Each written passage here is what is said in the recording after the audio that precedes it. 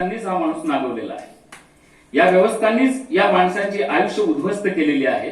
हजारो वर्ष यांना मागासलेलं ठेवलेलं आहे.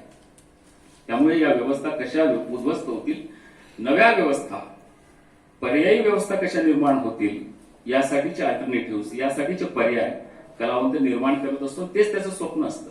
त्याला गझल लिहिण्याचं, कविता लिहिण्याचं तसं काहीच कारण नाही.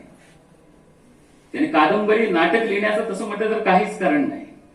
पण जे जग आता आहे, ज्या व्यवस्था आता आहे, त्याच्याशी तो सहमत नसतो. त्याला ते मान्य नाही. त्याला हे बदलायचं आहे. त्याला नवं काही उभं करायचं आहे. जिथं माणसाला माणसाशी माणसासारखं वागतंय, जिथं माणसं माणसांशी माणसासारखं वागतील असं जग उभं करायचं. आणि म्हणून तो या सगळ्या व्यवस्थेच्या विरोधात उभा असतो. त्यामुळे फैज साहेबांपासून सगळ्या अनेक मोठ्या कवींना हा त्रास झालेला आहे. म्हणजे आपल्याकडे भक्ती आणि सुफी परंपरेमध्ये सुद्धा, जसं मॅडमनी बऱ्याच गोष्टी महत्वाच्या उल्लेख केलेला आहे, मी आता पुन्हा त्याचं सांगत नाही तुम्हाला.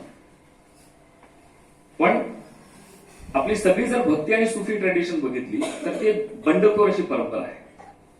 आणि ती बंडखोर परंपरा यासाठी की तिने धर्मगुरूचं श्रेष्ठत्व नाकारलं. तिने पंडित, पुजारी, मुल्ला, मौलवी जे कोणी असतील धर्माच्या नावाने दादागिरी करणारे, त्यांचं वर्चस्व नाकारलं. त्यांनी एक भाषा आणि एका भाषेची दादागिरी सुद्धा नाकारली. म्हणजे तुकाराम महाराजांपासून, नामदेव महाराजांपासून, महादेव यात्रा सगळ्यांनी वेगवेगळ्या भाषांमध्ये रचना करून पाहिलेल्या आहेत. संस्कृतचं जे श्रेष्ठत्व इथं पद्धतशीर लादलेलं होतं लोकांवरती, ते सुद्धा या सर्व संतांनी नाकारलेलं आहे. आणि सगळ्यात महत्वाचं, या संतांनी म्हणजे या सगळ्या भक्ती आणि सुफी परंपरेमध्ये प्रेमाला सुद्धा स्थान दिलेलं आहे.